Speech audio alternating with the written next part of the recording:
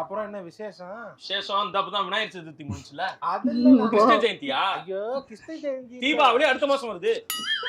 விசேஷம். ஓ வீட்ல விசேஷமான கார்த்திகையை கேக்குறீங்களா? கார்த்திகைக்கு இப்ப எதுக்கு விளக்கு வாங்கணும்? சபா. ஏன் செட்டியா? இல்லம்மா. வீட்ல விசேஷம். அதான் எங்க வீட்ல தான் விநாயகர் சதுர்த்தி கொண்டாடணும்னு சொல்றேனே. அப்புறம் எங்க வீட்ல மட்டும் கிருஷ்ண ஜெயந்தி கொண்டாடுவோம் அன்னைக்கு. பொண்டாட்டி விசேஷமான்னு கேக்குறேன் நான். ஏன் பொண்டாட்டி தான் சேர்ந்து கொண்டாடுனேன். பொண்டாட்டி எப்படி விசேஷம் வாங்க முடியும்? வாந்தி எடுத்தால அதுவும். இல்லையே. ஆமா வாந்தி எடுத்தாங்க. எடுத்தாளா?